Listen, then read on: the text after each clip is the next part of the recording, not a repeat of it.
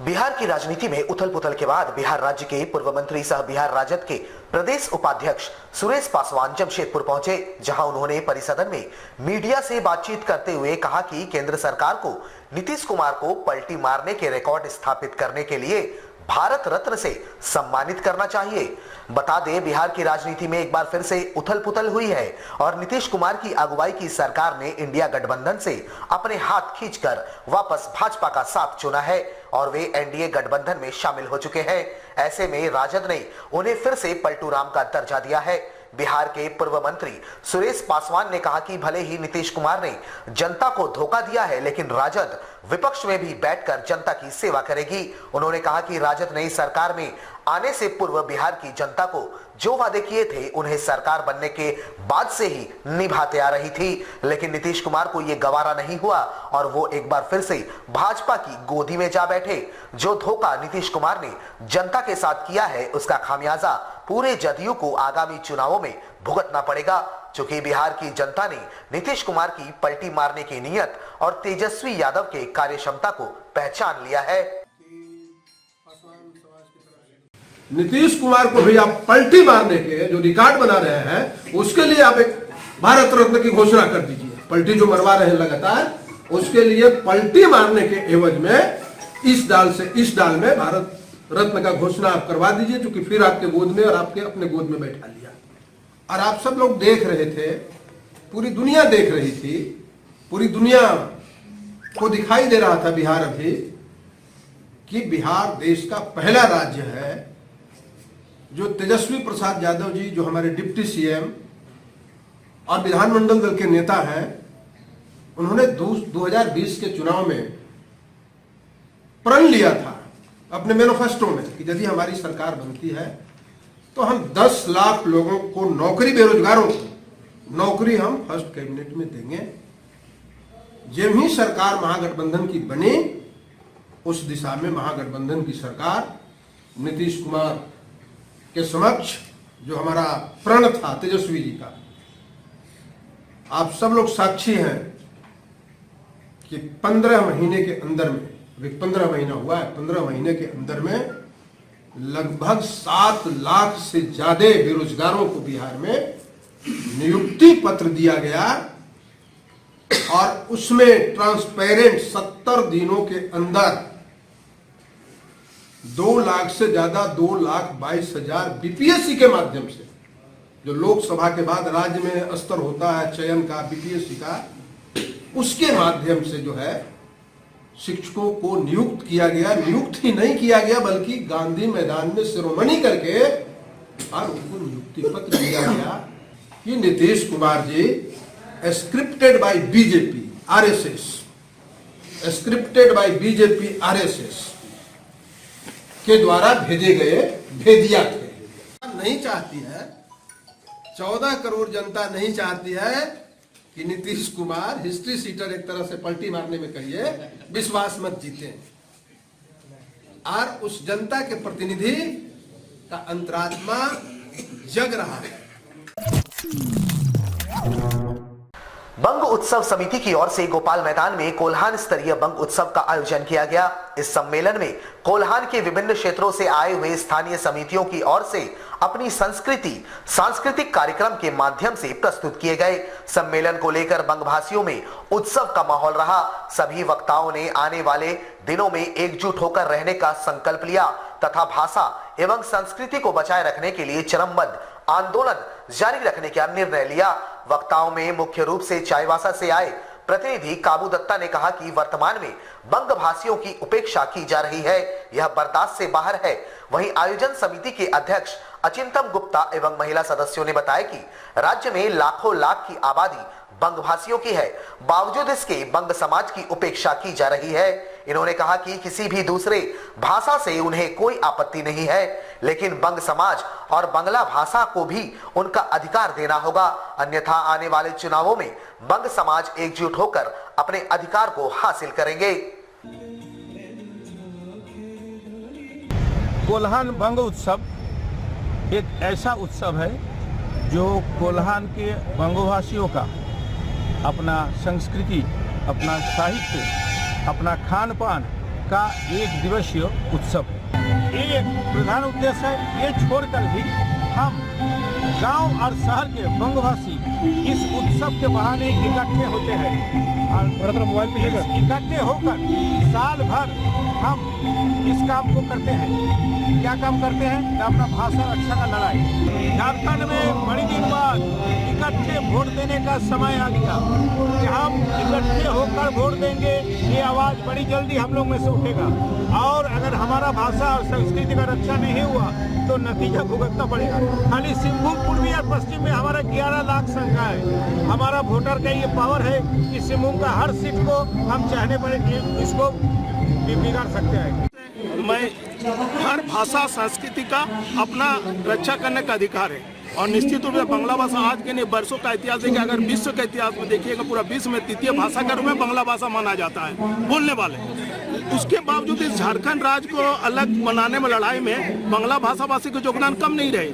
इतिहास का पन्ना पलट कर देखा जाएगा तो 100 पन्ना में 65 पेज अगर होगा तो बांग्ला भाषा का वैसी का शहीद का आंदोलन का धर्म का देश में चाहे रविन्द्रनाथ टैगोर स्वामी विवेकानंद नेताजी सुभाष चंद्र बोस विनोद भावे जो भी हो इस तरह का बहुत महापुरुष लोग का इतिहास रहा है इस देश में। उसके बावजूद भी झारखंड में हमारा बांग्ला भाषा भाषी स्कूल को माइनॉरिटी स्कूल को पूरी तरह से बंद कर दिया जा रहा है। मास्टर नहीं दिया जा रहा, पढ़ने की सुविधा नहीं दी जा रही। यहाँ तक कि अल्पसंख्यक आयोग में पहले बांग्ला भाषा भाषी को जगह मिलता था, इस बार बिहार सरकार में दिया गया था, इस बार बांग्ला भाषा भाषी को जगह नहीं दिया। तो मेरा ख्याल से समझ नहीं पा रहे। पिछला रिकॉर्ड है जमशेदपुर पिछला हम लोग का इस कार्यक्रम में 2,06,000 का जमा हुआ था। इस बात तो इसको पार कर जाएंगे। राजभवन भी घेरा हुआ उसमें भी देख चुका। अगर इसके बावजूद भी बांग्ला भाषा भाषी को नजरअंदाज किया जाएगा निश्चित रूप से राजनीतिक पार्टी जो इस बांग्ला भाषा भाषी को उपचित कर रहा उसको इस चुनाव में खमियाजा भुगतना पड़ेगा। एकत्रित करने के लिए सभी मंच को सभी बांग्ला समाज को आज एकत्रित करके हमारे बंग उत्सव मना रहे हैं। ये सिर्फ बंग उत्सव नहीं है, उत्सव नहीं है, ये हमारे बंग समाज चुनौती दे रही है कि हमारे बांग्ला समाज भी कहीं कम नहीं है कि सिर्फ जब चुनाव होती है उस समय हमें बुलाया जाता है कि वोट देने के लिए, उसके बाद में बंग समाज को दरकिनार किया जाता है।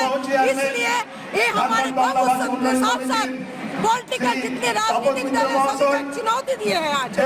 গড়ে উঠেছেন, ঘুরিয়ে তুলেছেন। এই ভাষা আমাদের সকলের, আমাদের মায়ের ভাষা, আমাদের চিহ্নের ভাষা, আমাদের অন্তরের ভাষা। আজ এই ঐতিহাসিক ক্ষণে দাঁড়িয়ে আজ আমি যে কবিতাটি পাঠ করব আমার নিজের লেখা স্বরচিত। তার জন্য আমি ভার্সিটি টিমকে আন্তরিক ধন্যবাদ জানাই এখানে আমাকে সুযোগ করে দেওয়ার জন্য।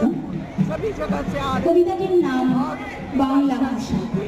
कार्यक्रम हो रहा है, विभिन्न संगठन जो है वो अपना कलाकारी दिखा रहे हैं। जमशेदपुर के बिरसानगर थाना पुलिस को बड़ी सफलता हाथ लगी है। पुलिस ने 12 घंटों के अंदर 7 लाख रुपए के जेवरात की हुई चोरी का उद्भेदन करते हुए चोरों को गिरफ्तार कर लिया है। साथ ही पुलिस ने चोरों का भंडाफोड़ भी कर दिया है। बताया जा रहा है कि छोटे छोटे बच्चे और नाबालिग बच्चों से चोरी कराया जा रहा है और यह गिरोह शहर में सक्रिय है। घर में काम करने के बहाने छोटे बच्चे घर में प्रवेश करते हैं और उसके बाद गहना और रुपयों की चोरी करते हैं। आपको बता दें कि 27 जनवरी के दिन बिरसानगर जोन नंबर 4 का रहने वाला गौतम सिंह राय के घर में चुना करने पहुंचा एक नाबालिग चोर ने चोरी की घटना को अंजाम दिया है। वहीं पुलिस ने गिरफ्तार चोर के निशानदेही पर झाड़ी में छापेमारी कर 7 लाख रुपए के जेवरात बरामद कर लिए हैं।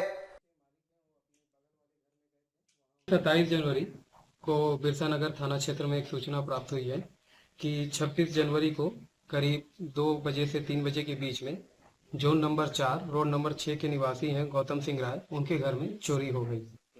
इसी सूचना के आधार पर थाना कांड संख्या 11/24 दर्ज किया गया और इसमें वरीय पुलिस अधीक्षक के माध्यम से एक टीम का गठन किया गया था, जिसके अंतर्गत थाना प्रभारी विवेक और उनकी टीम ने त्वरित कार्रवाई करते हुए तकनीकी साक्ष्य एवं अपने मानवीय सूचना तंत्र के तहत एक विधि विरुद्ध बालक को निरोध किया गया है।